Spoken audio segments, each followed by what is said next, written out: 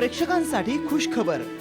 साम टीव्हीच्या सुप्रसिद्ध सुगरण कार्यक्रमातील खमंग, रुचकर आणि चमचमीत रेसिपी आता YouTube वर लवकरच।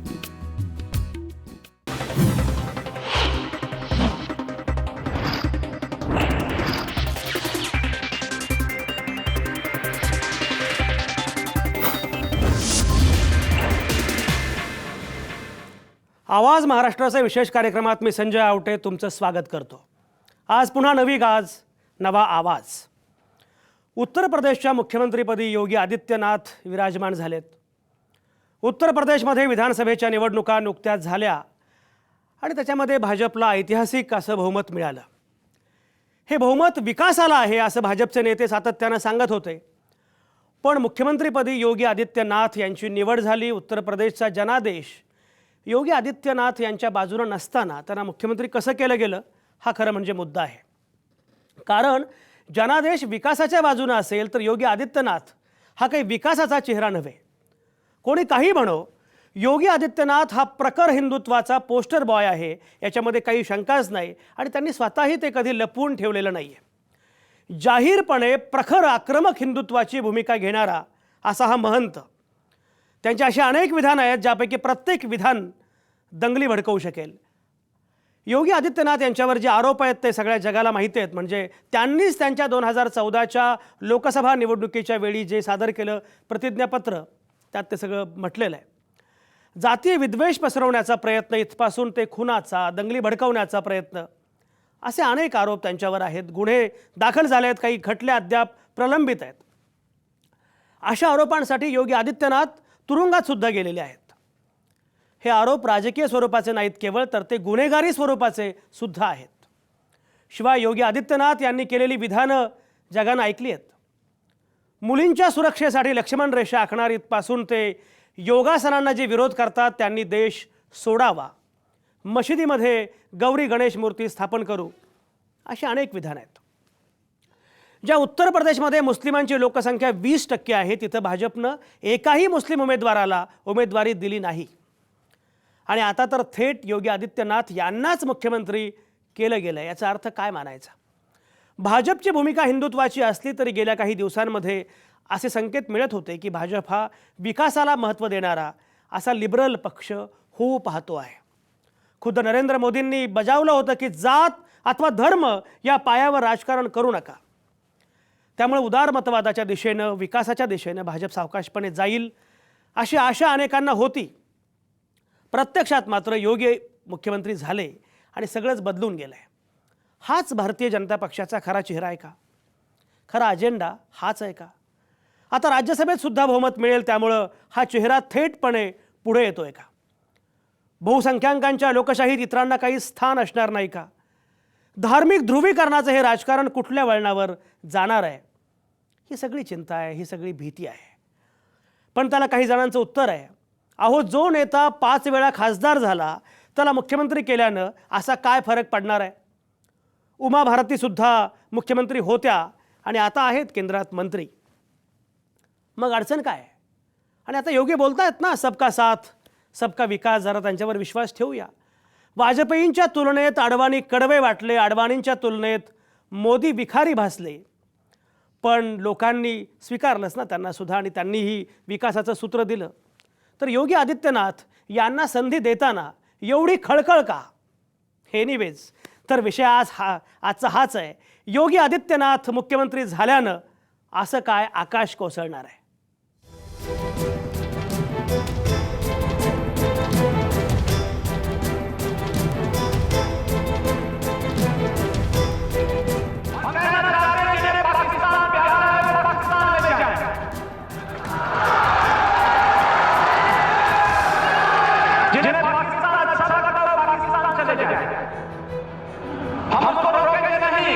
अगर वो चाहेगा तो उसको जाने का किराया भी मुहैया करा देंगे।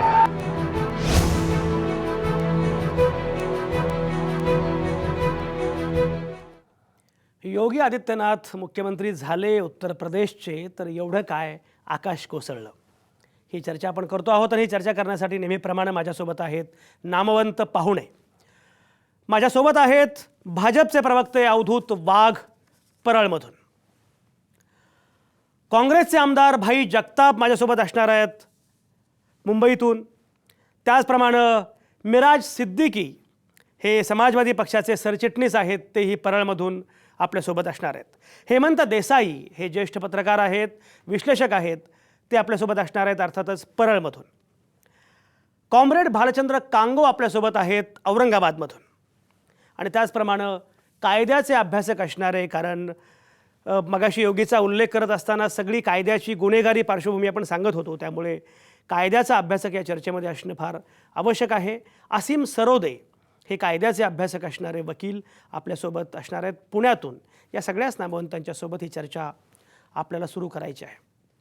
आणि ही चर्चा सुरू करताना मला सुरुवातीला जायचं आहे comrade Bhalchandra कांगोंकडं. Comrade Congo, Yogi Adityanath मुख्यमंत्री झाले आणि लोकांनी खळखळ सुरू केली. खरंच मला सांगा, योगी आदित्यनाथांना जरा संधी द्यायला काय हरकत आहे? एवढी खळखळ कशासाठी? जणू काही आकाश कोसळलं आहे असं आपण का करतो आहोत? कॉम्रेड कांगो, काय म्हणणं आहे? उत्तर प्रदेशची निवडणूक विकासाच्या मुद्द्यावर आम्ही जिंकली असा दावा मोदी, अमित शहा आणि मंडळींनी केलेला आहे. परंतु मुख्यमंत्री निवडताना 5 वेळा जे खासदार आहेत त्यांनी कुठले विकासाचे मुद्दे गेल्या 25 वर्षात उपस्थित केले याचा अभ्यास केला तर मला असं वाटतं की आपल्याला त्या परीक्षेत नापास व्हावं लागेल. तेव्हा अशा व्यक्तीला की ज्याची ओळखच मुळी देशामधल्या विविध धर्मांमध्ये तेढ निर्माण करणं आणि उन्माद निर्माण करणं एवढंच नाही तर ज्यांच्यावरती खटले दाखल आहेत, ज्यांच्यावरती दंगलीचे FIR दाखल आहेत, अशा व्यक्तीला मुख्यमंत्री निवडून ही निवडणूक आम्ही विकासाच्या मुद्द्यावर जिंकलेली नाही ह्याची कबुलीच मला वाटतं पंतप्रधान आणि भारतीय जनता पार्टीने दिलेली आहे. आणि म्हणून ही खळखळ आहे, कारण का जनतेला विकास पाहिजे, जनतेला काही धर्म आणि जातीची भांडणं नको आहेत. तेव्हा आता विकासाचं परत विकासाची जी चर्चा आहे ती नुसती चर्चाच राहणार आणि पुन्हा ध्रुवीकरणाचं राजकारण येत्या लोकसभेकडे डोळा ठेवून होणार. म्हणून लोक अस्वस्थ आहेत आणि म्हणूनच चर्चा आहे. जर मुख्यमंत्री कॉम्रेड भालचंद्र कांगो, मी विस्तारानं तुमच्याकडे येतो, पण तुमचा हा मुळातला जो प्राथमिक मुद्दा आहे तो माझ्या लक्षात आला. हेमंतजी आपल्यासोबत आहेत. हेमंत देसाई, मला एक सांगा की खरोखरच एक माणूस, एक नेता एका राज्याचा मुख्यमंत्री होतो, बरं त्याला ती पार्श्वभूमीसुद्धा आहे की 5 वेळा जो माणूस खासदार असतो तो मुख्यमंत्री होणं, याच्यामध्ये एवढी खळखळ करावं असं काय? खरंच नरेंद्र मोदींच्या अनुषंगानं सुद्धा अशी चर्चा होत होती, पण नरेंद्र मोदी हे कार्यक्षम पंतप्रधान आहेत हे सिद्ध झालेलं आहे. लोकांनी ते मान्य केलं आहे आणि वेगवेगळ्या निवडणुकांच्या निकालातून ते अधोरेखित होतं आहे. कोणाचं म्हणणं काही का असेना. त्यामुळे मोदींचा मुद्दा जो आहे तो विकासाचा आहे आणि मोदी त्या दिशेनं चाललेले आहेत हे मान्य करण्याशिवाय तुमच्यासमोर काही मार्ग नाही आहे, कारण लोकांनी तो कौल दिलेला आहे. जर हे मोदी करू शकतात तर योगी आदित्यनाथ असं का करणार नाहीत? एवढी खळखळ कशासाठी? त्यांना संधी का देऊ नये? काय म्हणणं आहे?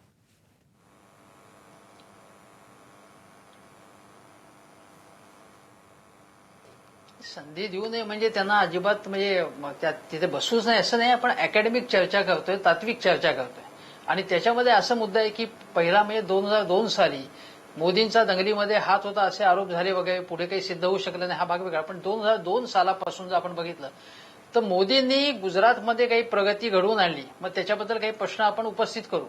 पण मोदींनी नक्की वेगवेगळ्या प्रकारे उद्योगधंद्यामध्ये असेल, शेतीमध्ये असेल, सिंचन पुरवठ्यात असेल, काही त्यांनी काम केलं आणि त्यांचा जो फोकस होता हे आपण मान्य करूया. लालकृष्ण अडवाणी यांच्यापासून राजनाथ सिंग यांच्यापर्यंत बाबरी मशिदी, मुरली मनोहर जोशी सगळ्यांवरती आरोपपत्र ठेवण्यात आलेलं होतं. आरोपपत्र ठेवण्यात आल्यानंतर सगळं राजकारण करण्यात आलं, ते सगळे आरोप पातळ करण्यात आले. पण त्यांचं राजकारण जे आहे ते कुठल्याही प्रकारे जे आपण म्हणतो की रथयात्रा हा भाग आहे तो सगळा पार्टीचा होता, पार्टीचा तो चेहरा होता. पण त्यांनी संपूर्णपणे रथयात्रा झाल्यानंतर, दंगली झाल्यानंतर त्याच्याबद्दल त्यांनी एक माफी मागितली, दुःख व्यक्त केलं, वरवरचं असे ना पण दुःख व्यक्त केलं आणि त्यानंतर ट्रॅक बदलला अडवाणीने, वाजपेयींनी ट्रॅक बदलला, दुःख व्यक्त केलं.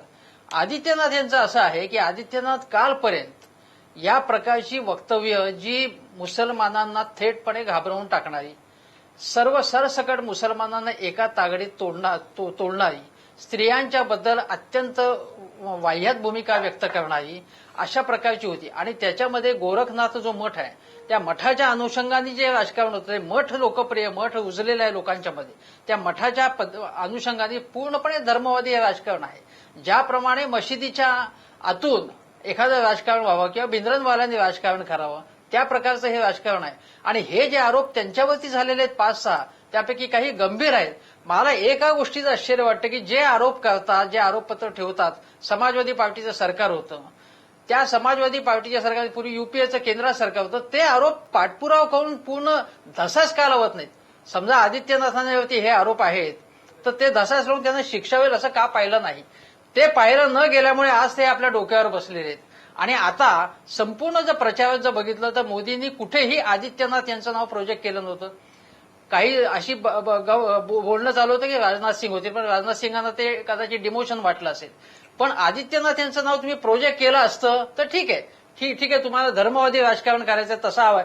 तुम्ही एका मुखानेच म्हणता की मला विकासवादी राजकारण करायचंय आणि दुसरीकडे म्हणता की यांना पुढे आणता. म्हणजे निवडणुकीचे निकाल लागल्यानंतर तुम्ही यांना पुढे आणलेले. आणि याचा अर्थ असा उघड आहे की आता आम्हाला मुसलमानांची गरज नाहीये, मुसलमानांच्या शिवाय आम्ही यशस्वी झालेलो आहोत. आणि आता हेमंतजी तुमचा मुद्दा पोहोचला. हेमंत देसाई तुमचा मुद्दा पोहोचला. मुळामध्ये उत्तर प्रदेशच्या त्या निवडणुकीमध्ये उमेदवारांच्या अवघ्या यादीमध्ये भाजपचा एकही मुस्लिम उमेदवार नव्हता. त्यामुळे तो संकेत किंवा तो संदेश खरं म्हणजे दिला गेलाच होता. मिराज सिद्दीकी आता आपल्यासोबत आहेत. ते समाजवादी पक्षाचे नेते आहेत, प्रवक्ते आहेत.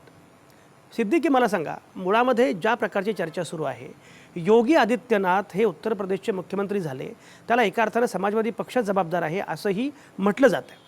समाजवादी पक्षानं ज्या प्रकारे मुस्लिमांचा अनुनय केला त्यामुळे हिंदूंना असं वाटलं की आता आपणच एकटे पडत आहोत, आपल्यावर अन्याय होतो आहे. त्यामुळे हिंदूंचं राजकारण करणारा असा एक पक्ष उत्तर प्रदेशला हवा होता. आणि म्हणून आत्ता उत्तर प्रदेशमध्ये योगी आदित्यनाथ यांच्यासारखा मुख्यमंत्री विराजमान झालेला आहे. मिराज सिद्दीकी, तुम्हाला असं वाटतं का की योगी आदित्यनाथ हे खरोखरच सबका साथ सबका विकास अशा प्रकारची भूमिका त्यांनी आज मांडली आहे, पण अशा प्रकारचं राजकारण ते करतील आणि हिंदू असो वा मुस्लिम सगळ्यांना तिथे खरंच संधी मिळेल असं वाटतं? मिराज सिद्दीकी, कसं बघताय, काय म्हणणं आहे?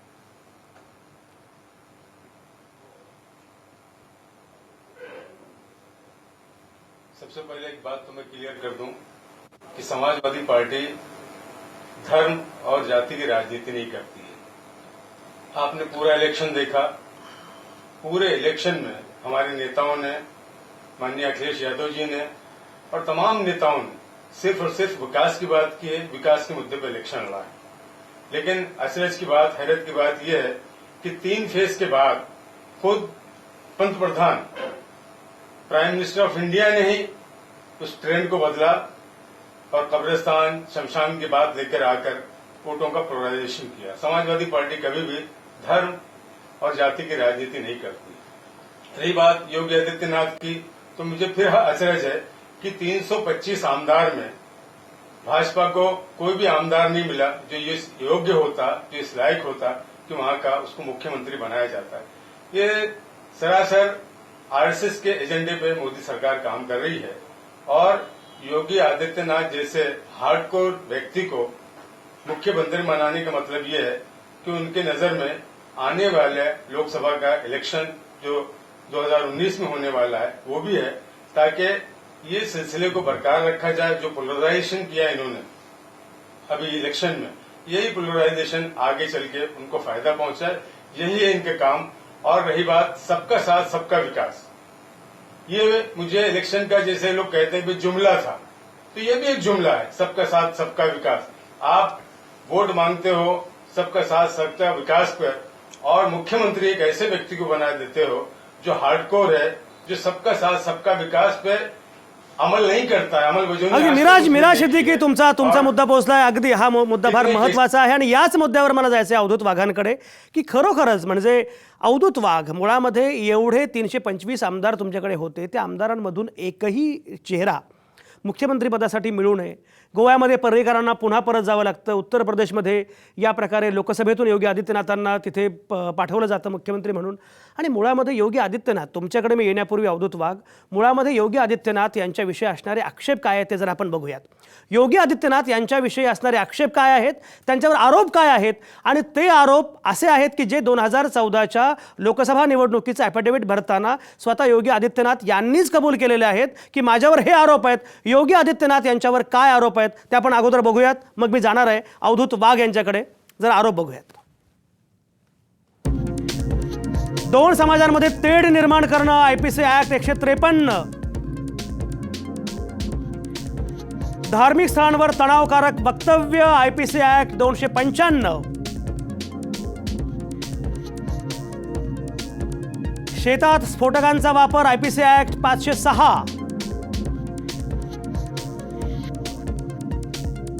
खुनाचा प्रयत्न IPC ऍक्ट 307.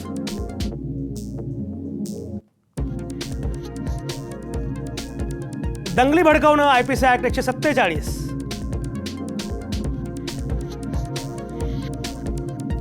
बंदी असलेली लष्करी दर्जाची शस्त्र वापरणं IPC ऍक्ट 148. निवडणुकीच्या कामात बाधा आणणं IPC ऍक्ट 149. जाणीवपूर्वक सामाजिक शांतता बिघडवणं IPC ऍक्ट 504. एवढे सगळे आरोप ज्यांच्यावर आहेत, जे तुरुंगामध्ये गेलेले आहेत वेगवेगळ्या कलमांखाली, म्हणजे कलम आपण बघतो आहोत 5-6 कलमाखाली जे तुरुंगात गेले, असे योगी आदित्यनाथ यांना उत्तर प्रदेशचा मुख्यमंत्री करणं हे टाळता आलं असतं का? अवधूत वाघ काय म्हणणं आहे?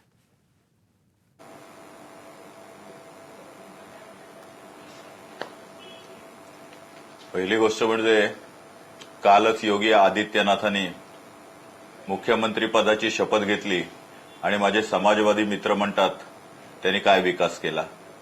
अहो, अजून 24 तास पूर्ण नाही झालेत, जरा थांबा. आता आपण एकेका मुद्द्याचा विचार करू.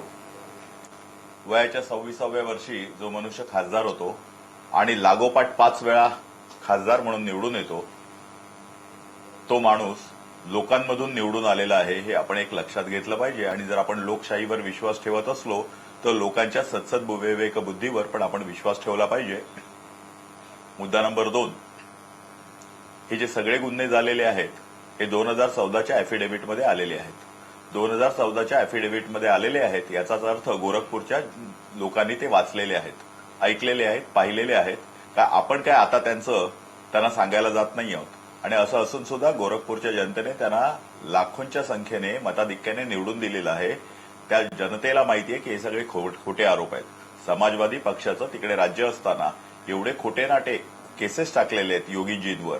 आता तुम्हाला कळेल एक एक सगळ्या गोष्टी बाहेर येतील. आता राज्य आमच्याकडे आलेलं आहे, लोकांनी कसे केसेस टाकले, कसे खोटे पुरावे केले हे पण सगळं येईल.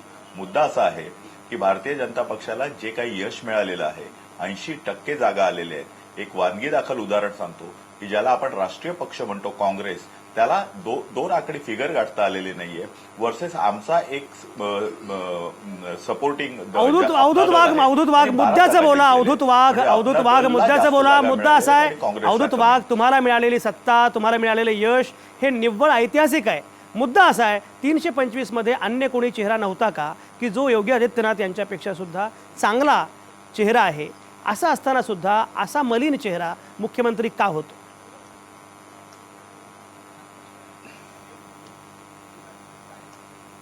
च्या 325 आमदार जे आमचे निवडून आलेले आहेत ना, ते सर्वच्या सर्व मुख्यमंत्री पदासाठी लायक योग्य असे आमदार आहेत.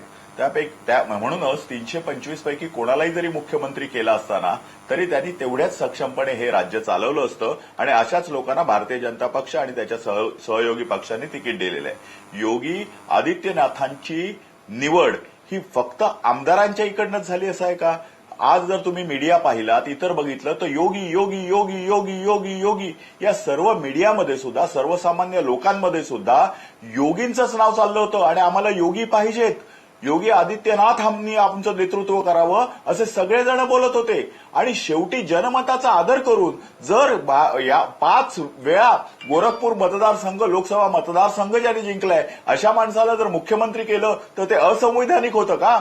अवधूत वाघ निश्चितपणे, अवधूत वाघ तुमचा मुद्दा पोहोचलाय. अवधूत वाघ मुद्दा पोहोचलाय. अवधूत वाघ, निश्चितपणे हे असंवैधानिक नाही, हे संवैधानिक आहेच, याच्यामध्ये काही शंकाच नाहीये.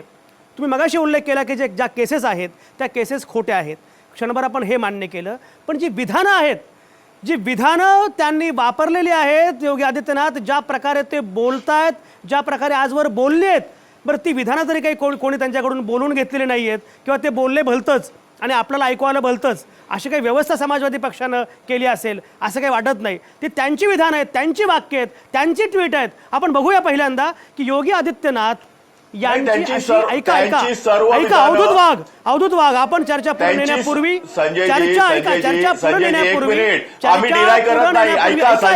तुमच्याकडे मी पुन्हा येतो फक्त त्यांची विधानं काय आहेत ती जर आपण पडद्यावर बघूया.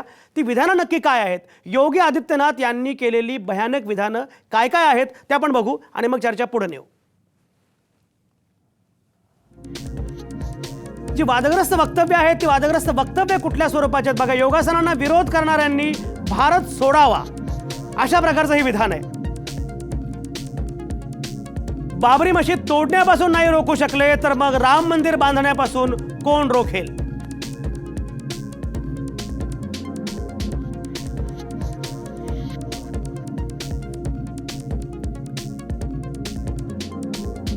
JNU मध्ये अजून एक मोहम्मद अली जिन्ना जन्म देणार नाही.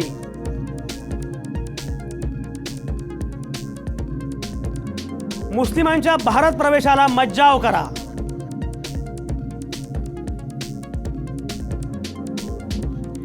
मुलींच्या सुरक्षेसाठी लक्ष्मण रेषा आखणार. मशिदीमध्ये गौरी गणेश मूर्तींची स्थापना करू.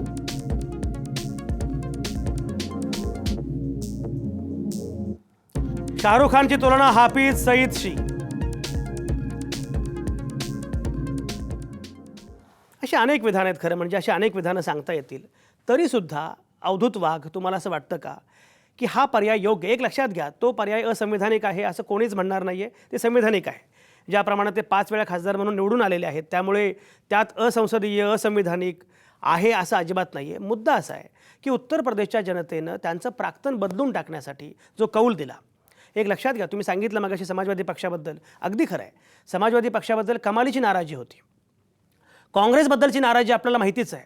मायावतींनी काय केलं हे माहिती आहे. जातीयवादी भ्रष्ट अशा प्रकारचे सरंजामी अशा प्रकारचे हे पक्ष आहेत. त्यांनी उत्तर प्रदेशचं काय केलं हेही आपल्याला माहिती आहे. त्यामुळे समाजवादी पक्षाला, मायावतींना, काँग्रेसला लोकांनी नाकारलं, झिडकारलं, अगदी योग्य केलं असेल. भाजपला मत दिलं कारण त्यांना विकास पाहिजे, आपलं प्राक्तन बदलून टाकावं अशी उत्तर प्रदेशची इच्छा आहे की हा उत्तम प्रदेश व्हावा. पण अवधूत वाघ, योगी आदित्यनाथ यांच्यासारखा चेहरा मुख्यमंत्री म्हणून बसवणं हे मात्र हा जनादेश निश्चितपणे नव्हता. हे टाळता आलं असतं. अवधूत वाघ, हे टाळता आलं असतं असं वाटतं का?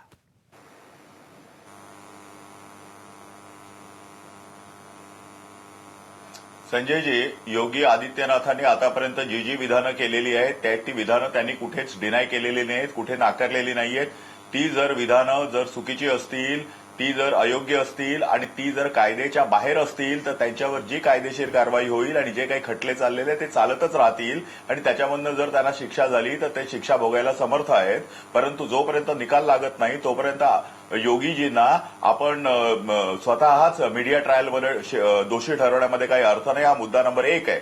मुद्दा नंबर 2 आहे, भारतीय जनता पक्षाच्या आतापर्यंत जिथे जिथे राज्य आहेत, अगदी मध्य प्रदेश असो, गुजरात असो किंवा महाराष्ट्र असो किंवा इतकी वर्ष चाललेलं छत्तीसगड असो, यामध्ये कुठेही जातीय दंगली झालेले नाहीयेत, कुठेही 2 धर्मामध्ये तणाव निर्माण झालेले नाहीयेत. आणि केवळ आपण भारतीय जनता पक्ष म्हणजे धार्मिक आहे आणि धार्मिक विघटनवादी आहे असं म्हणतो, परंतु या समाजवादी पक्षाला आपण म्हणतो की हे सेक्युलर पार्टी आहे. गेल्या 5 वर्षामध्ये किती दंगली झाल्या हिंदू मुसलमानांच्या. अवधूत वाघ तुम्ही चर्चा ऐका. चर्चा, माझा मुद्दा असा आहे, योगी आदित्यनाथांच्या विधानांचं तुम्ही समर्थन करता का की ज्या प्रकारची विधानं त्यांची आहेत? तुम्हाला असं वाटतं का की ही सगळी विधानं ही बरोबर आहेत, त्याच्यामध्ये नाकारावं असं एकही विधान नाही?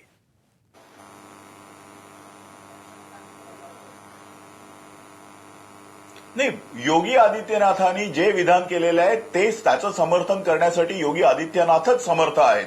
भारतीय जनता पक्षातर्फे मी अधिक काही बोलावं असं नाही. याचा पहिला मुद्दा असा की मी भारतीय जनता पक्षाचा महाराष्ट्राचा प्रवक्ता आहे. योगी आदित्यनाथ हे संसदेमधले खासदार आहेत आणि आता उत्तर प्रदेशचे मुख्यमंत्री आहेत. त्यामुळे उत्तर प्रदेशच्या मुख्यमंत्र्यांच्या विधानाचा अवधूत वाघ या भारतीय जनता पक्षाच्या महाराष्ट्राच्या प्रवक्त्याने समर्थन करावं. एवढे ते लहान नाहीत आणि मी एवढा मोठा नाही. हा मुद्दा नंबर 1. परंतु अवधूत वाघ तुमचा मुद्दा पोहोचला. जेव्हा तुम्ही या चर्चेचा विषय माहीत असताना प्रवक्ता प्रवक्ते म्हणून आलात याचा अर्थ असा आहे की तुम्ही त्या संदर्भामध्ये भूमिका मांडावी अशी स्पष्ट अपेक्षा आहे. एनिवेज, आता आपल्यासोबत भाई जगताप आहेत, काँग्रेसचे आमदार आणि प्रवक्ते. भाई जगताप, जी भूमिका मांडतायत अवधूत वाघ, काय म्हणणं आहे? काय तुमचं काय म्हणणं आहे?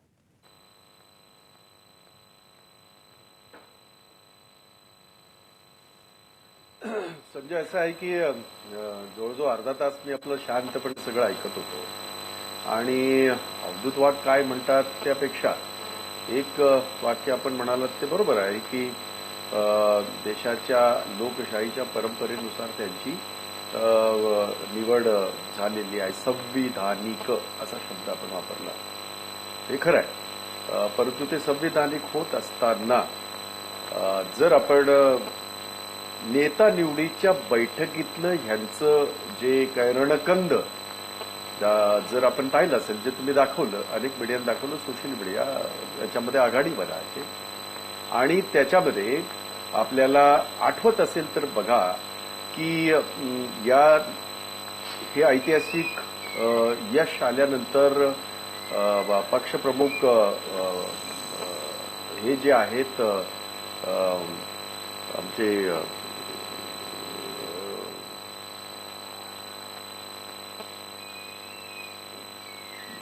भाजपचे पक्ष अमित शहा अमित शहा काय बोलले होते? योग्यतेच्या आधारावर नेता निवड होईल. मग प्रधानमंत्री मोदी काय म्हणाले होते की जनतेचा कौल आणि जनतेचं जनमत अशा पद्धतीने ती निवड होईल आणि ते त्या प्रक्रियेमध्ये नेमकं काय घडलं ते मी आपल्याला सांगतो.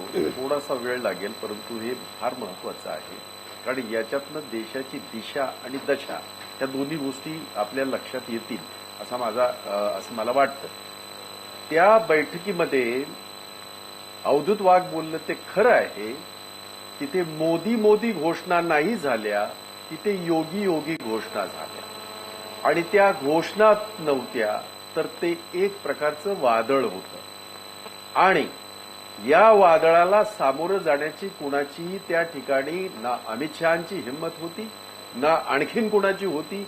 मोदींचा तर प्रश्नच येत नव्हता, कारण तिथे मोदी नव्हतं तर योगी होत होतं आणि त्या याच्यामध्ये झालेली ही जी निवड आहे ही संविधानिक पद्धतीने जरी झाली असली तरी ती कशी आहे ते आपण ठरवायला सगळे समर्थ आहोत किंवा आपण सर्व या गोष्टी समजू शकता. आता अशीच एक परिस्थिती 2013 साली आपल्याला आठवत असेल, गोव्यामध्ये भाजपच्या संपूर्ण देशाच्या कार्यकारिणीची बैठक होती आणि त्यावेळेचा वाद आपल्या सगळ्यांच्या लक्षात असावा आणि असेलच, तो तुमच्या तर लक्षात नक्कीच असेल.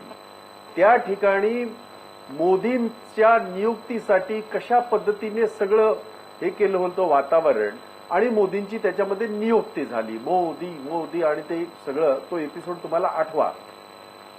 तशाच प्रकारची कदाचित जे मोदींनी त्यावेळेला केलं तीच पद्धत योगी आदित्यनाथ यांनी ती अवलंबली आणि ती सगळ्या मीडियाने पाहिली आहे, तुम्ही यांनी पाहिली.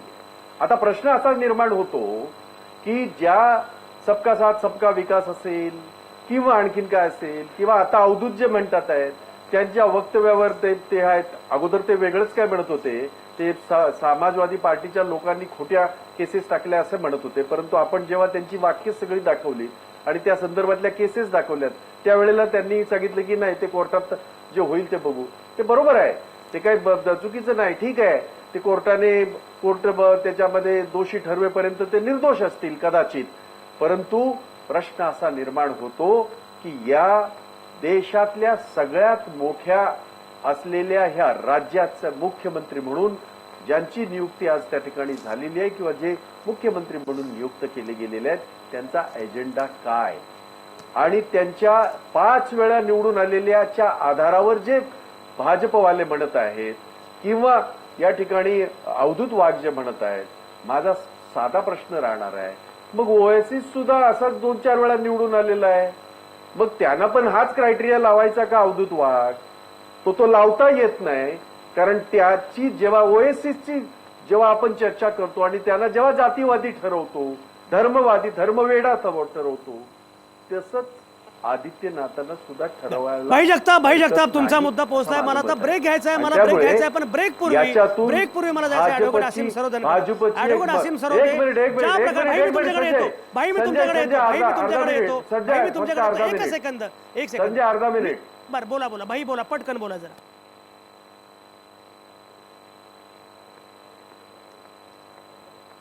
नाही, माझं म्हणणं असं आहे की याचा जो त्यांचा जो काय ते म्हणाले ना 24 तासात काय विकास होत नाही होत, हे सगळ्यांनाच माहिती आहे.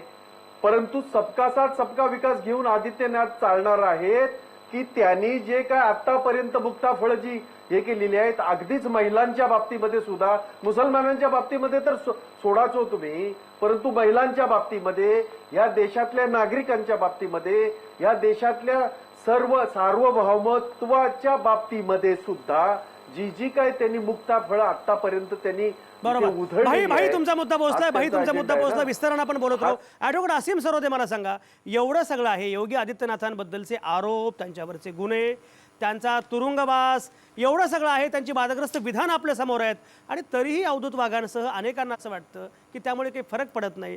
जर ते 5 वेळा खासदार होते किंवा 5 वेळा खासदार म्हणून निवडून येऊ शकतात, तर त्यांना मुख्यमंत्री म्हणून संधी देण्यामध्ये गैर काय आहे? ॲडव्होकेट आसिम सरोदे, कसं बघताय, काय म्हणताय? संवैधानिक जे वागू शकत नाही आणि असंवैधानिक कृती करू शकतात अशा लोकांच्या संदर्भात जे समर्थन प्राप्त होत आहे सतत ते आपल्या लोकशाहीसाठी धोकादायक आहे. हा एक महत्त्वाचा मुद्दा आहे. म्हणजे आता लोकांना ज्यांनी आंतरधर्मीय विवाह केलेले आहेत त्यांना मारणारे, हा महत्त्वाचा विषय आहे असं वाटत नाही. एक मिनिट हो, एक मिनिट थांबा जरा. वाघ साहेब, तुम्ही मला शिकवू नका आता जास्त. तुम्ही मला शिकवू नका. मी कायद्याबद्दलच बोलतोय, तुम्ही मला शिकवण्याचा प्रयत्न करू नका, समजलं का? आम्ही कोणत्याही राजकीय पक्षाचे नाही, तुमचं ऐकून घेणार नाही. आम्ही कोणत्याही राजकीय पक्षाचे नाही, तुम्ही चूप बसा जरा. जनतेची बाजू आम्ही मांडतोय. तुम्ही फक्त कायद्याप्रमाणेच बोलतो. राजकीय पक्ष सुरुवातच केलेली आणखी बोलायला. कायद्याबद्दल बोला. अवधूत वाघ शिकवायला जाऊ. आम्हाला माहिती आहे. जेवढं तुम्हाला सांगितलंय तेवढं बोला. अवधूत वाघ, त्यांनी काय बोलावं काय बोलू नये ते तुम्ही कोण ठरवणार? अवधूत वाघ, असं नाही, असं करू नये. अवधूत वाघ फक्त कायदे अवधूत वाघ ऍज अ लिगल ऍडवायझर म्हणून बोलावं. अवधूत वाघ, त्यांनी काय म्हणून बोलावं हा त्यांचा प्रश्न. अवधूत वाघ, त्यांनी काय बोलावं हा त्यांचा प्रश्न. आसिम सरोदे हे कायद्याचे अभ्यासक आहेत, ते नागरिक आहेत त्या देशाचे, त्यांना त्यांची भूमिका मांडू द्या ना. आसिम सरोदे बोला. हो नक्कीच, पण आता ते आता कायद्याचे अभ्यासक म्हणून आलेले आहेत. कायद्याचे अभ्यासक म्हणून फक्त कायद्यामध्ये हे बघा वाघ साहेब, एक मिनिट थांबा. मी तुमच्यासारखं अनेक राजकीय पक्षांमध्ये जाऊन आता बीजेपी मध्ये आलेलो नाही. मी कोणत्याही राजकीय पक्षाचा सभासद नाही. मला कोणत्याही राजकीय पक्षाचं घेणं देणं नाही. मी नागरिकांची बाजू मांडतो आणि मला असं वाटतं की आपलं दुर्दैव आहे सगळ्यांचं की गुंड आणि बदमाशांचे राजकीय पक्ष आज सगळीकडे फोफावलेले आहे. बीजेपी, काँग्रेस आणि राष्ट्रवादी, कोणत्याही पक्षांचं नाव घ्या, सगळ्या पक्षांमध्ये सारखे लोक, याचं लोकांना दुःख आहे. आणि आज असंवैधानिक वागणाऱ्या लोकांना लोकशाही मार्गाने निवडून आल्यामुळे आम्हाला तुम्ही पवित्र समजा असं जर कोणी सांगत असेल तर ते भारतीय संविधानानुसार बेकायदेशीर आहे. ही जनतेची दिशाभूल आहे, हे मला आपल्याला सांगायचं आहे. मला एक मुद्दा सगळ्यात महत्त्वाचा सुरुवातीला सांगायचा आहे की धार्मिक विषारीपणा पसरवणं आणि असहिष्णुता वाढवण्याचं प्रतीक असलेला आदित्यनाथ नावाचा हा जो माणूस मुख्यमंत्री झालेला आहे, हे भारतीय संविधानाचं दुर्दैव आहे. ते नक्कीच संविधानिक पद्धतीने झालेले आहेत, पण हे आपलं सगळ्यांचं दुर्दैव आहे. आपण जी भारतीय संविधानामध्ये गॅप ठेवलेली आहे त्याचा फायदा घेणारे हे गुंड लोक आहेत असं मला स्पष्टपणे सांगायचं आहे. त्यांच्यावर जे काही आरोप आहेत आपण मगाशी वाचून दाखवले. आता त्याच्यावरच्या केसेस निपक्षपणे चालणार का? त्याच्यावरचे गुन्हे सिद्ध होणार का? त्याच्या संदर्भातले पुरावे तो माणूस आदित्यनाथ नावाचा दाबून टाकणार का? हे सगळं आपल्याला आता काही सांगता येणार नाही. अशी अत्यंत दोलायमान परिस्थिती लोकशाहीची यांनी करून टाकलेली आहे. आणि म्हणून मला असं वाटते की आपण कोणत्याही राजकीय पक्षाचे न राहता आपण नागरिक म्हणून जर विचार केला तर ही परिस्थिती नक्कीच धोकादायक आहे आणि याच्यातून आपल्याला बाहेर येण्यासाठी खूप मोठा काळ घालावा लागणार आहे. हा अत्यंत धक्कादायक प्रकार घडलेला आहे भारतामध्ये आणि त्याच्याबद्दल आपण सगळ्यांनी वैषम्य नेहमीसाठी बाळगलं पाहिजे. डॉक्टर आंबेडकरांनी कदाचित कल्पना केली नसेल की या सगळ्या गॅपचा अशा प्रकारे वापर केला जाऊ शकतो आणि त्याच्यामुळे जर हे सगळे संविधान बदलणारे लोक जे आता मोठ्या मोठ्या पदांवर जाऊन बसलेले आहेत संविधान बदलण्याची भाषा करण्यासाठी, तर आपल्याला लोकशाहीचा दबाव पण वाढवायला पाहिजे की या गॅप्स दूर करून लोकांचं राज्य लोकप्रतिनिधींमार्फत चालवण्याची जी सिस्टीम आपण एक फॉर्म म्हणून स्वीकारलेली आहे ती कायम राहिली पाहिजे. हा माणूस लोकसभेत निवडून गेलेला आहे, याला विधानसभेसाठी निवडून दिलेलं नव्हतं आणि त्याच्यामुळे लोकशाहीच्या नावाखाली जो पक्षशाहीचा धाकटदपशा सुरू झालेला आहे तो धोकादायक आहे. हे भारतीय संविधानाच्या भाषेनुसार आणि सगळ्या अन्वयार्थानुसार मी सांगत आहे. मला वाटते वाघ साहेबांना पण हे लक्षात आलं असेल की हे काहीतरी चुकीचं होत आहे, पण त्यांना पक्षाची बाजू मांडावी लागते. त्यांचं हे दुर्दैव आहे. मला माहिती आहे असीम सरोदे तुमचा मुद्दा पोहोचला. मला आता ब्रेक घ्यायचा आहे. अवधूत वाघाने त्याबद्दल बोलायचं पण मला आता ब्रेक घ्यायचा आहे. मुळात सगळ्यात महत्त्वाचा मुद्दा जो आहे तो असा आहे की एकीकडे ज्याप्रमाणे अवधूत वाघ मगाशी म्हणाले की समाजवादी पक्षानं जाणीवपूर्वक खोट्या नाट्या केसेस योगी आदित्यनाथांच्या विरोधात केल्या, कदाचित ते खरं असेल सुद्धा, पण मग योगी आदित्यनाथ मुख्यमंत्री झाल्यानंतर त्यांच्या केसेसचं काय होणार हा पण महत्त्वाचा प्रश्न आहे. म्हणजे मालेगाव बॉम्बस्फोटाच्या नंतर मुख्य सरकारी वकिलांनी सांगितलं होतं की यामध्ये उजवे जे दहशतवादी आहेत उजव्या विचारांचे त्यांच्या अनुषंगाने जरा सौम्य भूमिका घ्या असं माझ्यावर दडपण होतं. असा मोठाच्या मोठा इंटरव्ह्यू मोठी मुलाखत त्यांची आली होती. असं असेल तर योगी आदित्यनाथांचं काय होईल. दुसरा मुद्दा जो आहे तो असा की ज्याप्रमाणे असीम सरोदे म्हणाले त्याप्रमाणे सगळ्याच पक्षांमध्ये गुंड आहेत आणि कुठलाही पक्ष असं म्हणणार नाही की धुतल्या तांदळासारखं आमचं चारित्र्य आहे. सगळ्या पक्षामध्ये गुंड आहेत. पण गुंड आणि बदमाश हे जेव्हा पोस्टर बॉय होतात, गुंड आणि बदमाश हे जेव्हा चेहरा होतात, तेव्हा मात्र चिंता आणखी ठळक होते. ही चर्चा आपण करत राहू. तुम्ही कुठंच जाऊ नका. आता या क्षणी मी घेतोय एक छोटासा ब्रेक.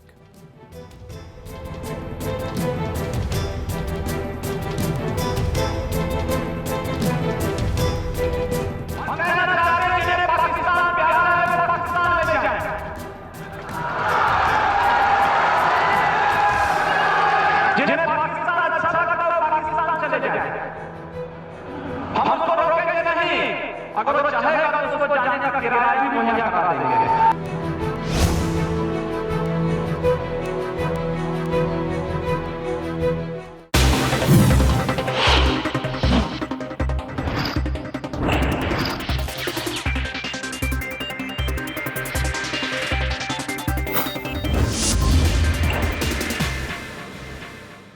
प्रेक्षकांसाठी खुश खबर. साम टीव्हीच्या सुप्रसिद्ध सुगरण कार्यक्रमातील खमंग, रुचकर आणि चमचमीत रेसिपी आता YouTubeवर लवकरच.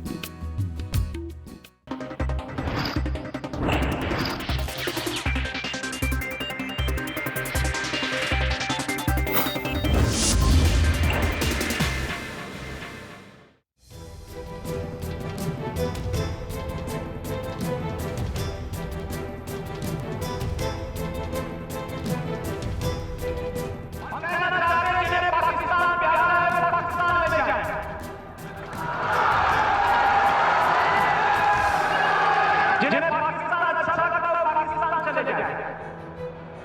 हम उसको रोकेंगे नहीं. अगर वो चाहेगा तो उसको जाने का किराया भी मुहैया करा देंगे.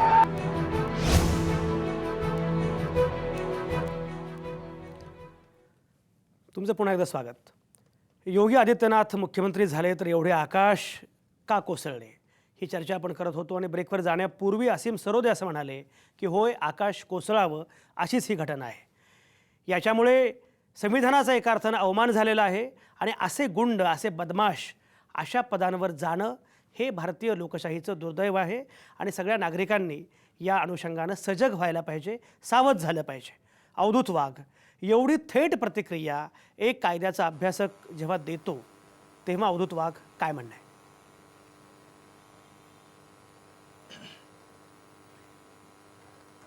मला काहीच म्हणायचं नाहीये की because he is very personal.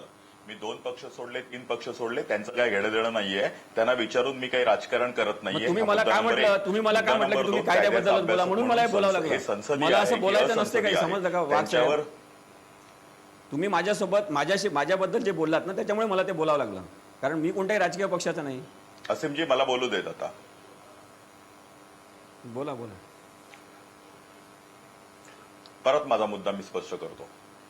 अपेक्षा अशी असते की ज्यावेळी एखादा स्पेशलाइज्ड माणूस येतो त्यावेळी आज आदित्यनाथांवर जे गुन्हे आहेत दाखल केलेले आहेत त्याचं स्वरूप काय आहे, त्याच्यावर किती शिक्षा होऊ शकते वगैरे जर ते कायद्याचे अभ्यासक आणि ऍडव्होकेट म्हणून बोलले असते तर ते मला अधिक आवडलं असतं.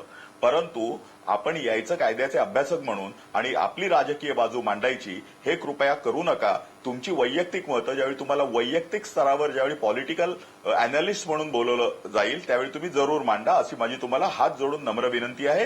राजकीय पक्ष म्हणून भालचंद्र कांगो, सिद्दीकी साहेब, आणखीन भाई जगताप हे आदित्यनाथांवर टीका करायला सक्षम आहेत. हेमंत देसाई हे खरं खोटं करायला सक्षम आहेत. आता मुद्दा असा आहे की भारतीय जनता पक्षाने उत्तर प्रदेशमध्ये कोणाला मुख्यमंत्री करावं आणि कोणाला नाही हा संपूर्णपणे भारतीय जनता पक्षाचा प्रश्न आहे. भारतीय जनता पक्षाच्या कुणीही त्यांच्या विरोधात बोललेला आहे का, कुठच्या विधानसभेमधल्या कुठच्या आमदारांनी विरोध केला आहे का, तर नाही. सर्व लोकांनी मिळून त्यांची निवड एकमताने मान्य केलेली आहे. त्याचबरोबर भारतीय जनता पक्षाने केशवप्रसाद मौर्य आणि डॉक्टर दिनेश शर्मा यासारखे 2 उपमुख्यमंत्री दिलेले आहेत. आणि अशा तऱ्हेने एक चांगलं मंत्रिमंडळ केलेलं आहे. हे मंत्रिमंडळ होऊन अजून आता जस्ट 24 तास होणार आहेत. यांना संधी द्यावी. हे सबका साथ सबका विकास आणि मोदीजींच्या मनामध्ये असलेलं चांगलं उत्तर प्रदेश घडवून आणण्यासाठी प्रयत्न करणार आहेत आणि नव्हे तर ते निश्चितपणे करणार आहेत. एखाद्या माणसाला आपण स्वतःच एक सर्टिफिकेट देऊ टाकतो की हा मनुष्य असा आहे, हा मनुष्य तसा आहे, हा असा दिसतो म्हणून वाईट आणि तसा दिसतो म्हणून चांगला. या देशाने कित्येक चांगले चिकने चोपडे दिसणारे नेते बघितलेले आहेत. ते फेल झालेले आहेत आणि त्यामुळे कोण कसा दिसतो, त्याचा चेहरा कसा, यापेक्षा तो उत्तर प्रदेशचा चेहरा कसा करणार आहे याच्याकडे लक्ष देण्याची गरज आहे. बरं, मिराज सिद्दीकी बोला. आता काय बोलायचं कठीण आहे. बोला मिराज सिद्दीकी.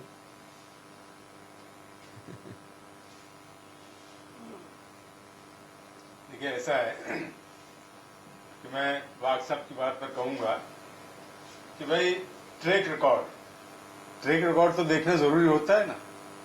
एक आदमी का ट्रैक रिकॉर्ड ये है कि आप उसका भाषण सुनिए, आप उसकी मूवमेंट देखिए. इतने गुनाह दाखिल हुए उस पर, इतने केसेस हैं और सारे के झूठे केसेस समाजवादी पार्टी ने लगा दिए.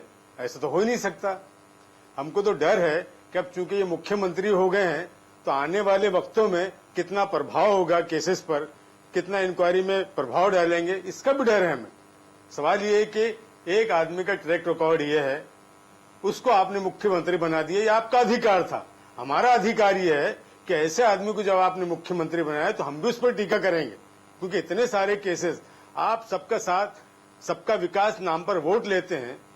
अगर यही बात थी तो आप में हिम्मत क्यों नहीं थी कि आप इलेक्शन से पहले, निवडणूक से पहले योगी आदित्यनाथ का चेहरा एज ए चीफ मिनिस्टर बना के पेश करते. उसके बाद जो रिजल्ट आता तो आपको पता चलता ना कि योगी आदित्यनाथ कितने योग्य थे चीफ मिनिस्टर के लिए. बरं, हेमंतजी मला एक सांगा. म्हणजे एक तर मुळात मी सगळ्या नामवंतांना विनंती करतो की आता आपल्याकडे वेळ संपत चाललाय, त्यामुळे अगदी कमीत कमी वेळेमध्ये तुम्ही तुमचे मुद्दे मांडा म्हणजे जास्तीत जास्त मुद्दे येतील. हेमंतजी काय म्हणणं आहे?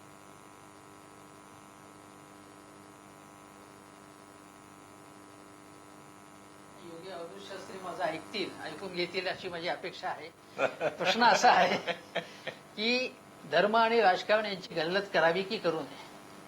भारत हा साधू बैराग्यांचा देश आहे असं आपण म्हणत आलो, पण आजच्या काळामध्ये 21व्या शतकामध्ये भारत हा तरुणांचा देश आहे, ज्याला वेगवेगळ्या क्षेत्रामधला विकास करायचा आहे आणि तो सर्वसमावेशक करायचा. हेमंतजी ऐका. हेमंतजी, योगी आदित्यनाथ यांचं वय 44 आहे. त्यामुळे भाई जगतापांच्या राष्ट्रीय उपाध्यक्षापेक्षा ते तरुण आहेत.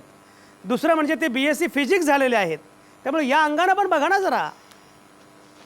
BSc mathematics. ऐका. मी बघतो ना, मी या अंगाने बघतो. मला सगळं त्यांचं माहिती आहे, त्यांचा ट्रॅक रेकॉर्ड माहिती आहे मला. पण राजकारण त्यांनी कुठलं केलेलं आहे आणि ते राजकारण धर्मवादी केल्यामुळेच त्यांची निवड झालेली आहे, ही जाणीवपूर्वक केलेली निवड त्यांनी भारतीय जनता पक्षाने. म्हणजे हे धर्मवादी राजकारण करूनच जो बेस वाढला, ते बेस वाढल्यानंतर विकासाची भाषा करायची. आणि केवळ विकासाची भाषा करून जर मतं मिळत नसतील, बेगमी होत नसेल, तर आदित्यनाथांना वापरायचं. उमा भारती जेव्हा मध्य प्रदेशच्या मुख्यमंत्री झाल्या, साध्वी आहेत त्या उमा भारती मध्य प्रदेशच्या मुख्यमंत्री असताना कुठल्याही प्रकारची प्रगती झाली नाही मध्य प्रदेशची. हे जे चव्हाण साहेब आले त्यानंतर त्याची प्रगती झाली. मी असं म्हणत नाही की भारतीय जनता पक्षाच्या राज्यात काही प्रगती झाली नाही, पण त्यांच्याकडे हे म्हणतात की 325च्या 25 चांगले नेते आहेत. त्या नेत्यांमध्ये याच आदित्यनाथांची निवड का केली? का त्यांची का साक्षी महाराज आणि त्यांच्यामध्ये कॉम्पिटिशन लावायची होती? म्हणजे ज्या प्रकारची आता तुम्ही प्रमुख राजकीय पक्षात उत्तर प्रदेश हे देशातलं सगळ्यात महत्वाचं राज्य आहे. ज्या ठिकाणून पंडित नेहरू आले, गोविंद वल्लभ पंत आले, अशा अनेक राजकारणी, चौधरी चरण सिंगांचं राज्य आहे. अशा राज्यामध्ये जर संपूर्ण परिवर्तन करण्याची भाषा करत असाल, ज्याच्यामुळे इतर अन्य राज्यामध्ये उत्तर प्रदेशचे लोंढे जाऊ नयेत, त्याचा विकास करावा, हे आता पहिल्यांदा मॅन्डेट तुम्हाला दिलं इतकं मोठं, असं दिलं असताना तुम्ही त्यांना त्यांची निवड करणं याचा अर्थ तुमचा अजेंडा स्पष्ट करतो. बरं, हेमंतजी हा अजेंडा आहे, हा भाजपचा अजेंडा आहे, योगी आदित्यनाथ हा भाजपचा अजेंडा आहे असं हेमंत देसाई म्हणतात. भाई जगताप मला थोडक्यात सांगा, वेळ आपला कमी आहे. पण एक बघा, म्हणजे स्थानिक स्वराज्य संस्थांची निवडणूक जेव्हा झाली महाराष्ट्रामध्ये, तेव्हा भाजपनं किती गुंडांना प्रवेश दिला याची चर्चा तुम्ही लोक करत होता. पण म्हणजे महाराष्ट्रातल्या गुंडांना प्रवेश देणं हे काहीच नाही असं वाटावं, अशा प्रकारचे सगळं जे काही घडतं आहे. म्हणजे हा आरोप आहे, तो गुन्हा आहे, ती केस आहे, असे तुम्ही आकडे सांगत होता स्थानिक स्वराज्य संस्थेच्या निवडणुकीमध्ये. आता हे सगळ्या केसेस, सगळे आरोप उदंड असून सुद्धा योगी आदित्यनाथ हे उत्तर प्रदेशचे मुख्यमंत्री झालेले आहेत. काय म्हणणं आहे?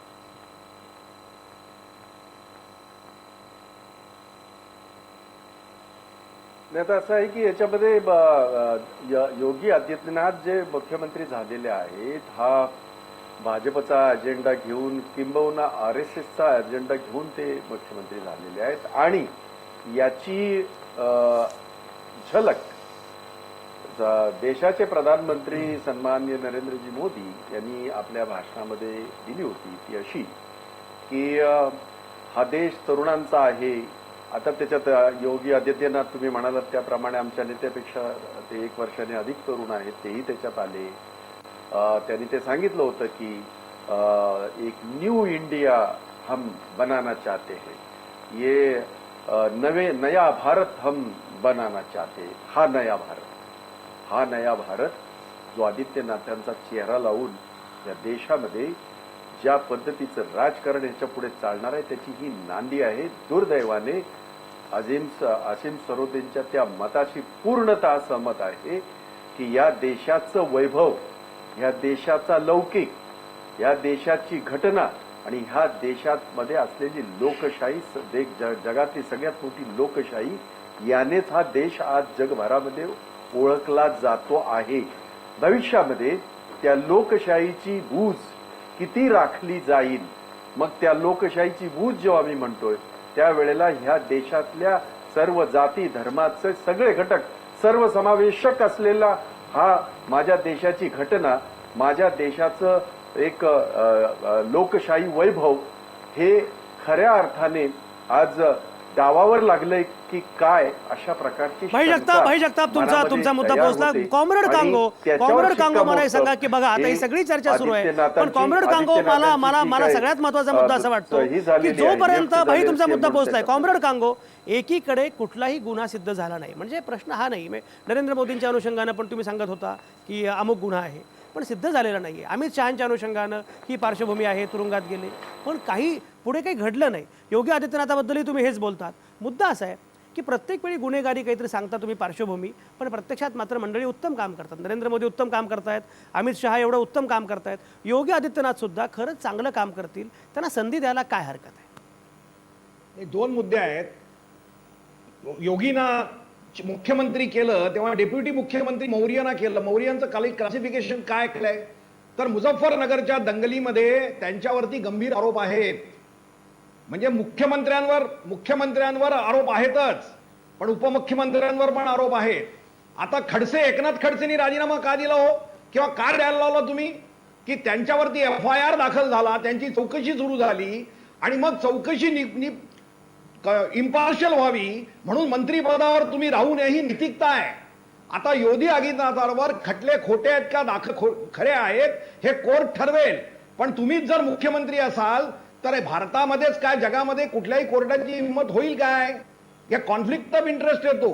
मग मी आठवण करून देतो की राजा आणि कनिमोझी यावेळेस मंत्र्यांवर जेव्हा UPAचे आरोप झाले ते सिद्ध झालेले नाहीत आरोप अजून, पण आरोप झाल्यानंतर पार्लमेंट 2-2 महिने बंद पाडली की ज्या मंत्र्यांवर FIR दाखल झाले आहेत त्या मंत्र्यांनी मंत्रीपद भोगू नये म्हणून. मग ही नैतिकता तुम्ही गुंडाळून ठेवली म्हणजे भारतीय लोकशाहीच्या प्रथा आणि परंपरा यांना तुम्ही तांजली दिली असा याचा अर्थ आहे. आणि म्हणून असीम सरोदे म्हणतात ते बरोबर आहे की हा अत्यंत मोठा धोका आहे. आणि हा धोका काय आहे तर लोकांचा उन्माद निर्माण करून घटनेची ऐशी तैशी करायची. हे मी अनेक वेळा बघतोय की लोकांचा प्रक्षोभ होतो म्हणून पोलिसांनी लॉ अँड ऑर्डरच्या नावाखाली ऍक्शन घ्यायची नाही, कोर्टाने घाबरायचं आणि मग आमच्यावरती खोट्या केसेस केल्या आहेत म्हणून गुंडांना प्रतिष्ठा मिळवून द्यायची. ही प्रक्रिया आहे आणि ही प्रक्रिया लोकशाहीसाठी मारक आहे. आधुनिक लोकशाहीमध्ये तर ती बसूच शकत नाही. म्हणून योगी आदित्यनाथ भाचंद्र गांगो, तुमचा मुद्दा पोहोचला. अवधूत वाघ थोडक्यात उत्तर द्या. अवधूत वाघ, तुमचा मुद्दा. अवधूत वाघ, 30 सेकंदांमध्ये तुमचा काही मुद्दा असेल तर मांडा. आवटेजी मला एक वाक्य बोलू देत फक्त. आवटेजी अवधूत वाघांना बोलू द्या. अगोदर अवधूत वाघांना बोलू द्या. अवधूत वाघांना बोलू द्या. 1 मिनिट मला फक्त बोलू द्या. अवधूत वाघांना बोलू द्या. ते रागावतात नाही तर अवधूत वाघांना बोलू द्या. अवधूत वाघ बोला. संजयजी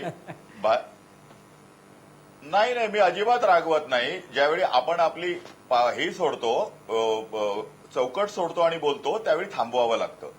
भाईने मगाशी एक गोव्याचा आणि जिथं नरेंद्र मोदी साहेब प्रचार प्रमुख म्हणून त्यांची नियुक्ती झाली त्याचा उल्लेख केला आणि मेराज साहेबांनी, सिद्दीकी साहेबांनी विधानसभेमध्ये उत्तर प्रदेशच्या योगी आदित्यनाथांचा चेहरा का मुख्यमंत्री पदाचा आधी सांगितला नाही असे 2 प्रश्न उपस्थित केले. त्याच्या अनुषंगाने फक्त 2 वाक्य सांगतो आणि मी थांबवतो. ज्यावेळी मोदींचा चेहरा प्रचार प्रमुख म्हणून जाहीर केला त्यावेळी काँग्रेसचे एक मोठे नेते ते म्हणाले की तुमच्यात हिंमत असेल तर मोदींचा पंतप्रधान म्हणून तुम्ही जाहीर करावं. मोदींना तुमच्यात हिंमत असेल तर. आणि भारतीय जनता पक्षाने हिंमत दाखवली आणि आदरणीय नरेंद्र मोदींना आमचा पंतप्रधानाचा कॅन्डिडेट म्हणून दाखवलं. त्याच्यानंतरचा इतिहास तुम्हाला माहिती आहे. मेराजजी, जर योगी आदित्यनाथांना जर मुख्यमंत्री पदाचा चेहरा म्हणून जर उत्तर प्रदेशमध्ये जर जाहीर केलं असतं तर तुमचं आणि काँग्रेसचं खातं पण खुललं नसतं. हे मी तुम्हाला खात्रीदायकरित्या सांगतो. असीम सरोदे, मला एक सांगा, मुळामध्ये नरेंद्र मोदींवर दंगलीच्या संदर्भातले आरोप झाले तरीही मोदींचा चेहरा पुढे प्रोजेक्ट केला, यश मिळालं. अमित शहांवर असणारे आरोप आपल्याला माहीत आहे, तुरुंगात गेले होते अमित शहा, पण तरीसुद्धा अमित शहांच्या संदर्भामध्ये चर्चा झाली, पण ते पक्षाध्यक्ष झाले, यश मिळालं, आपल्याला माहीत आहे. योगी आदित्यनाथ यांच्याबद्दल काही आरोप आहेत, गुन्हे वगैरे सगळं ठीक आहे, पण मुख्यमंत्री झाले, कदाचित तेही यशवंत होतील, यशस्वी होतील असं वाटत नाही का? असीम सरोदे, काय म्हणणं आहे? मला हे सांगायचं आहे की सतत हा अनुभव येतो कोर्टांमध्ये की जे ताकदवान लोक असतात आणि जे राजकीयदृष्ट्यासुद्धा अत्यंत प्रभावी असतात त्यांच्या खटल्यांमध्ये न्याय निर्णयाचं पारडं हे जबरदस्तीने कुठेतरी झुकवलं जाते. म्हणजे मुंबईला ज्या सगळ्या गुजरातच्या केसेस ट्रान्सफर झाल्या ज्याच्यामध्ये अमित शहांना डिस्चार्ज करण्यात आलं त्याच्यामध्ये खूप मोठी एक बातमी दडलेली आहे. कधीतरी आपण जरूर त्याच्याबद्दल माहिती काढा. पण मला हे सांगायचं आहे की एका मोठ्या पदावर बसल्यावर निपक्षपणे न्याय मिळू शकेल अशी जनता अपेक्षा करू शकत नाही. अशा पद्धतीने न्यायव्यवस्थेला प्रभावित केलं जाते आणि त्यामुळे कायद्याच्या चौकटीत राहून न्याय मिळणं हे दुरापास्त होऊन जाते आणि मग हे लोक परत स्वच्छ होऊन बाहेर येतात. म्हणून आपली संस्कृतीच आहे की आपण वाल्याला वाल्मिकी होण्याची संधी देतो. पण त्या अशा किती वाल्यांना आपण आता संधी द्यायची हा एक महत्त्वाचा मुद्दा आहे. कारण की लोकशाहीमध्ये हे बसत नाही आणि म्हणून मला असं वाटतं की लोकशाहीमध्ये पक्षशाहीला जे महत्त्व आलेलं आहे, अवास्तव महत्त्व राजकीय पक्षांना जे मिळालेलं आहे ते पण धोकादायक आहे, समजून घेतलं पाहिजे. कारण राजकीय पक्षांनी लोकशाही चालवायची नाही, लोकप्रतिनिधींनी चालवायची आहे. हे जेव्हा आपण लक्षात घेऊ तेव्हा मला वाटते की भारतीय संविधानाचा माझा वेळ संपलाय. असीम सरोदे, माझा वेळ संपलाय. सगळी चर्चा महत्त्वाची. मित्रमैत्रिणींनो, तुम्ही ऐकली ही चर्चा. खरंच मला सांगा, योगी आदित्यनाथ सारखा माणूस मुख्यमंत्री झाल्याचा तुम्हाला आनंद झालाय का? तुम्ही भाजपचे समर्थक असाल किंवा विरोधक, मुद्दा तो नाहीये. वेगळ्या विचारधारा असणं, त्या स्वीकारणं हे लोकशाहीचं सौंदर्य आहे. पण ज्या योगींवर थेट घाणेरडे आरोप आहेत, जातीय दंगली पेटवल्या अशा प्रकारचे आरोप आहेत आणि तो साधा आक्षेप आहेत, त्यांची स्वतःची विधानं त्याहून भयानक आहेत. या निवडणुकीतही त्यांनी अशी विधानं जाहीरपणे केली. त्या नेत्याला तुम्ही उत्तर प्रदेशचा मुख्यमंत्री म्हणून बघणार? लोकसंख्येचा विचार केला तर उत्तर प्रदेश हा जगातला 5व्या क्रमांकाचा देश आहे. जगातल्या फक्त 4च देशांची लोकसंख्या उत्तर प्रदेशहून जास्त आहे. एवढं मोठं हे राज्य. मित्रहो, या देशाचा पाकिस्तान झाला नाही कारण ते संविधानिक बळ आहे आपल्याकडं. डॉक्टर बाबासाहेब आंबेडकरांनी महाडचा सत्याग्रह केला, त्याला आजच 90 वर्ष पूर्ण झाली. समतेसाठी चौदार तळ्याचा सत्याग्रह करणारे बाबासाहेब, त्यांनी याच मूल्यांवर उभी असलेली राज्यघटना दिली या देशाला. आता पुन्हा आपल्याला हा हिंदूंचा पाकिस्तान करायचा आहे का, हे लक्षात घ्या. आणीबाणी, शीख दंगली, शहाबानो प्रकरण यासाठी काँग्रेसवर सर्वाधिक हल्ला करणारे आज मात्र अस्वस्थ आहेत. मुलायम आणि मायावती यांच्या जातीयवादी भ्रष्ट राजकारणाला विरोध करणारे सुद्धा आज अस्वस्थ आहेत. ओवेसींच्या राजकारणाला धोकादायक मानणारे सुद्धा आज अस्वस्थ आहेत. भाजपला उत्तर प्रदेशने बहुमत दिलं कारण हा उत्तम प्रदेश व्हावा म्हणून. आज तो पुन्हा झाला आहे प्रश्न प्रदेश. ऐतिहासिक विजयानंतर बरेली गावात लागलेलं पोस्टर तुम्हाला माहिती आहे. ही अस्वस्थता त्यातनं कदाचित कळू शकेल. पोस्टरवर ट्रम्पचा दाखला देत मुस्लिमांना गाव सोडण्यासाठी अल्टिमेटम दिला गेला. जो नेता आज मुख्यमंत्री झाला आहे त्यानंच उत्तर प्रदेशने भाजपला बहुमत दिलं, नवा इतिहास रचला. पण त्या जनादेशाचा हा अर्थ होता का? मुद्दा असा आहे की आदित्यनाथ तुमचा मुख्यमंत्री कसा असू शकतो, असा नेता मुख्यमंत्री होतो, याच्यावरनं उत्तर प्रदेशमध्ये नुकत्याच झालेल्या निवडणुकीत काय प्रकारे समीकरणं वापरली गेली असतील याचा पुरावा मिळतो. मित्रमैत्रिणींनो, तुम्ही सुसंस्कृत आहात. आई, ताई, बायको, लेक यांना सन्मान मिळवून देणारे आहात. भारताचे सजग नागरिक आहात. अशा देशातल्या सगळ्यात मोठ्या राज्याचे मुख्यमंत्री योगी आदित्यनाथ मुलींविषयी, महिलांविषयी जे बोलत आहेत ते गैर आहे असं नाही वाटत तुम्हाला? शांतपणे विचार करा. उद्याच्या पिढ्या हा सवाल विचारणार आहेत. अब्रूची लक्तर वेशीवर टांगणाऱ्या वर्तमानाला एकदाही जाब विचारला नाही तुम्ही, तेव्हा हे उत्तर द्यावं लागेल उद्याच्या पिढ्यांना. ते आज द्यावं लागेल. योगी ज्या गोरखपूरचे खासदार आहेत त्या गोरखपूरला वारसा आहे गौतम बुद्धाचा, वारसा आहे महावीरांचा, खुद्द गोरखनाथाचा. हा वारसा खरं म्हणजे अवघ्या भारतालाच तर आहे. मित्रो, मी पक्षपाती नाही आहे, पण चिंता तर वाटतेच आहे. मी अस्वस्थ पण आहे आणि ही अस्वस्थता तुमच्याशी नाही तर कोणाशी शेअर करणार. एनिवेज, सगळ्या नामवंतांचे अतिशय मनापासून आभार. पुन्हा भेटू उद्या रात्री 8 वाजता तुमच्या आतल्या आवाजासह. पाहत आणि ऐकत रहा हा आवाज महाराष्ट्राचा.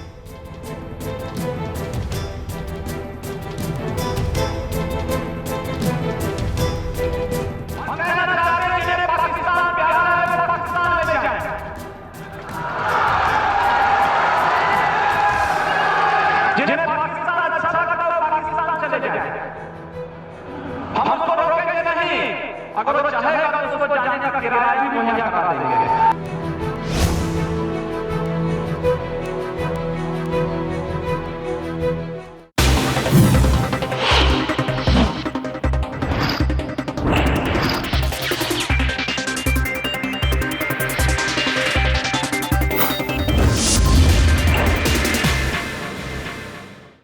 प्रेक्षकांसाठी खुश खबर. साम टीव्हीच्या सुप्रसिद्ध सुगरण कार्यक्रमातील खमंग, रुचकर आणि चमचमीत रेसिपी आता YouTube वर लवकरच.